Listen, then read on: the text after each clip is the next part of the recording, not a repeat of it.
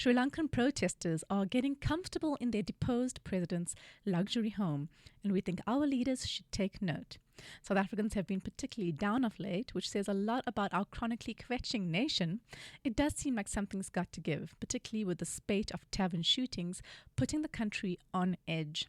Accountability for the likes of our former public protector, Busisiwe Mkhwebane, is welcome, but we need more. We break down all of the above and more for you in this week's edition of The Wrap, brought to you by myself, Verashni Pillay, and the Explained Akosa team. First up in our take, South Africa's politicians should see Sri Lanka as a warning. We're talking about a revolution, or at least the people in Sri Lanka are.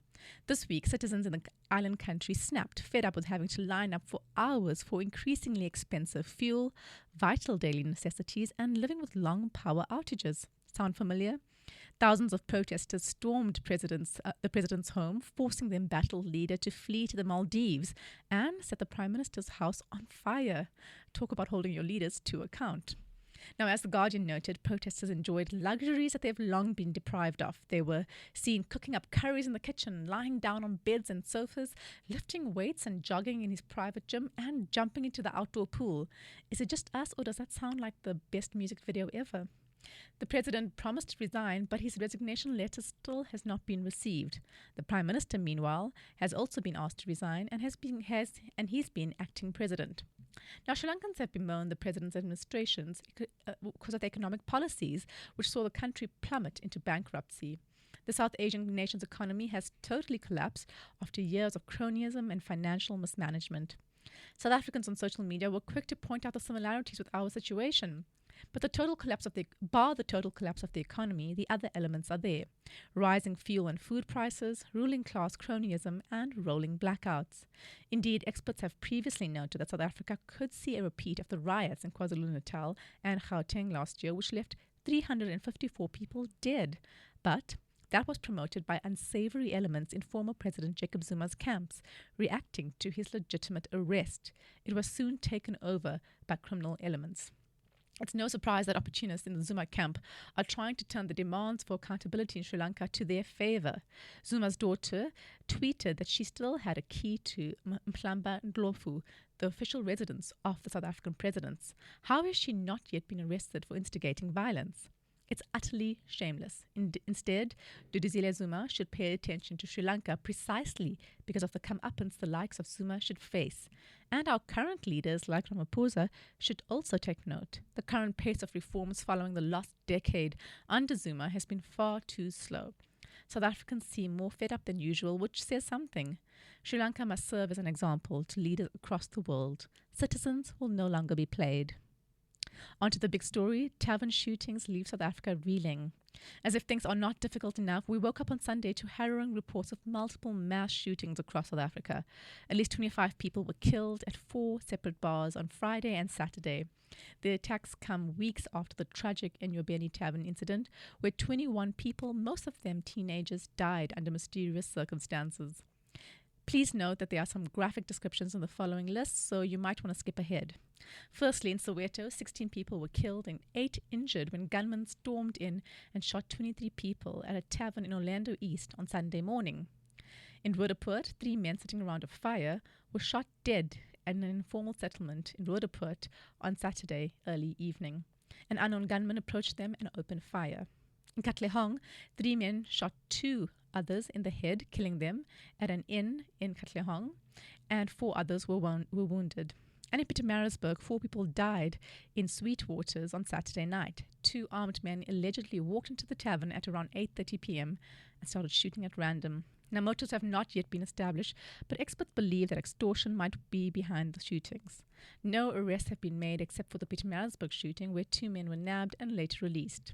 Now, former police minister, Bekele, has been in the news for all the wrong reasons with an outburst following the incidents. He's also deploying the notoriously violent tactical response unit called Amabarete to Soweto. So what's the solution? Although South Africa has some of the strictest gun control legislation in the world, this is simply not enough. Former Western Cape top cop and member of Gun Free South Africa, Jeremy Veery, called for the return of the Specialized Firearm Investigation Unit to help curb the sale and use of illegal guns. There is a push for an amendment of the Firearms Control Act of 2004, which would see the issuing of new gun licenses halted. Government has since held back the amendment bill for further consideration. SAPS said earlier this month it had destroyed more than 40,000 guns. South Africa is a wonderful country, marred by crime and corruption. We cannot be held hostage by rampant criminality. We, and certainly the victims, deserve better than this. Onto your briefs, we can't help but gravitate towards these stunning new space images. We may be on the precipice of discovering life outside of Earth, and we don't just mean Jeff Bezos. On Tuesday, NASA released the first incredible images captured by the new James Webb Space Telescope, which launched in December last year after several delays. You can see our PDF edition or website for the pictures. As we've told you before, the $10 billion telescope is the successor to the 1990 Hubble Space Telescope. Its technology is 30 years ahead of its predecessor and will be in use for the next 2 decades. One image taken by the new telescope of the same scene captured by Hubble features far sharper detail of distant stars and took half a day to capture rather than Hubble's several-week time frame. Now, given how light travels, we're also able to look back in time towards the very creation of the universe itself. One of the most exciting images released was the emerging stellar nurseries where new stars are born. That's the Carina Nebula, which is 7,600 light years away from Earth. NASA refers to these clouds of gases and cosmic dust as cosmic cliffs. Thanks to the new crystal clear images, we have a far better insight into how stars are formed. Our newfound ability to unlock various secrets of the universe will not only help us to improve our understanding of physics, but will also take us a step closer to finding out whether there is, in fact, extraterrestrial life out there. Already, the telescope found promising signs of carbon, oxygen, and water signatures from the so-called WASP-96 system, all key to the potential for life. Then there's the Pentagon's confirmation of the presence of unidentified flying objects. But let's not get ahead of ourselves and start preparing our spacesuits. There's still a long way to go. But these images are jaw-dropping, and we can't wait to see more. On to some South African news. Farewell, Busi. It's not you, it's us. Wait, that's a lie. It really is just her. The final nails are being hammered into the coffin of our, let's face it, awful former public protector. Following her long overdue suspension last month, Busisiwe Mkhwebane's attempt to stave off her impending impeachment has fallen apart without access to her office's resources. Resources made possible by us, the taxpayer, we might add. Now, her successor said earlier this month that the Office of the Public Protector will no longer fund Mkhwebane's court challenge to her impeachment. We should note that her successor is also her former deputy. Et tu, Brute, we hear our favorite serial litigator claim. Mkhwebane's claim battles, thus defunded, impeachment proceedings kicked off on Monday this week. But there is some solace for the former spy agency employee. Her ex-colleagues will still finance her defense for the proceedings in Parliament. But she's likely to be booted out of office when the process wraps up, given at least 8 of her reports were so legally dodgy they were overturned in courts, making her personally liable for some of those costs. As case advocate Mkhwebane coughing up all that money in these tough economic times. So, expect to see live updates from the hearings, which is on every weekday until the 3rd of August. The committee is expected to finalize its work at the end of September. Mkhwebane has unsurprisingly landed serial defender of the dodgy, former EFF National Chairperson Advocate Dali Mpofu, to represent her during the proceedings. But it's not going well if the first few days are anything to go by. Mpofu said on Monday that his client has been unable to open her emails since her suspension, which has made it difficult for him to prepare for the hearing. Is he making excuses already? Mpofu has lost a few high-profile cases in recent times. It's worth remembering that the Office of the Public Protector is not actually in the business of fighting high-profile political battles. It's supposed to be where ordinary Joes like you and me go when we get bad service from the government. It's a pity that Mkhwebane has failed so spectacularly at this fundamental job. Let's hope that her successor does better. And is Dr. Jane Goodall a Barbie girl? The legendary English primatologist has been immortalized in the form of Barbie just in time for World Chimpanzee Day today. The Goodall Barbie also comes with a model of David Greybeard, the first chimp to lose all fear of her and welcome her into his troop. In a nod to Goodall's esteemed work, toy maker Mattel said on Tuesday that the Goodall set would be certified carbon neutral and made from recycled ocean-bound plastic. In 1960, Goodall was sent to Gombe National Park in Tanzania to observe chimpanzees. She would later discover that chimps, not unlike humans, used tools, felt compassion, experienced strong maternal bonds, and engaged in what she has termed warfare. Goodall said that she had always wanted a Barbie doll in her likeness. My entire career, she said, I've wanted to help inspire kids to be curious and explore the world around them. The pioneering primatologist is the latest addition to the Inspiring Woman series of dolls from Mattel. Previous dolls include Sally Ride, the first American woman in space, civil rights hero Rosa Parks, esteemed poet Dr. Maya Angelou, legendary artist Frida Kahlo, and American Ballet Theater's first principal black ballerina Misty Copeland. The iconic doll has been key to the company since its 1959 launch. This is Mattel's latest play at diversifying the toy that has long divided opinion and annoyed feminists. There's also the much-hyped upcoming Barbie movie backed by Mattel, starring Margot Robbie and Ryan Gosling. Very little is known about it, but it could very well be a feminist masterpiece since it's being produced by filmmaker Greta Gerwig, who produced insightful films such as 2017's Lady Bird and 2019's Little Woman, both containing feminist themes. She sounds like a great candidate for the next Barbie, no? Back to international news, Shinzo Abe, a formidable politician, taken too soon. The assassination of Japan's former Prime Minister Shinzo Abe was a major shock, not only because of Abe's status as one of the most influential leaders in modern Japan, but because of the rarity of gun crime in Japan.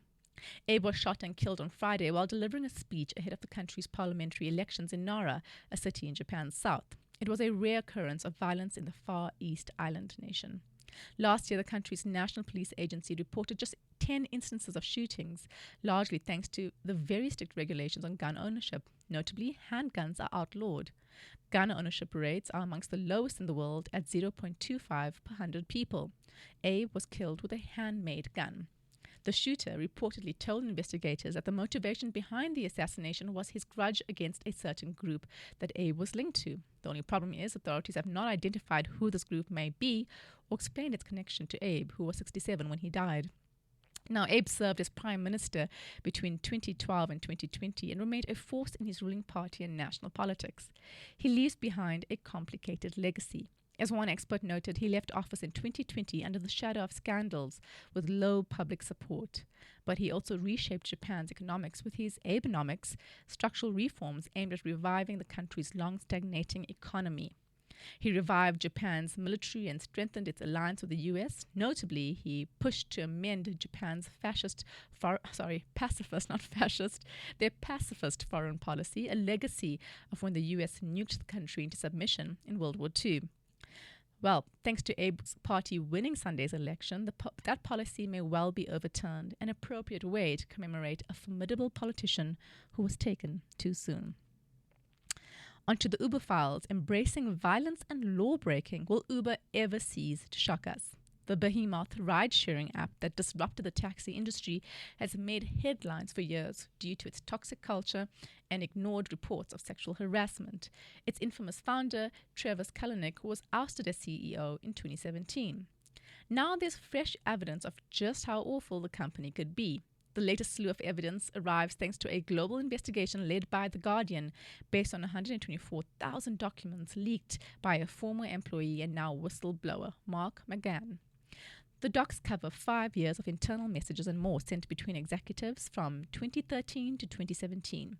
Here are the most shocking revelations. Uber knowingly broke laws in the countries they expanded to, with some of the leaked instant messages by Uber executives stating that they were just effing illegal.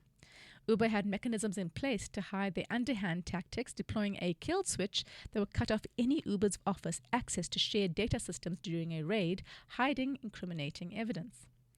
Kalanick also dismissed concerns from other executives that sending Uber drivers to a protest put them at risk of violence from angry opponents in the taxi industry, saying, "I think it's worth it. Violence guarantees success to win favor with the public and force legislation in their favor." He has since denied suggesting that Uber should take advantage of violence at the expense of driver safety.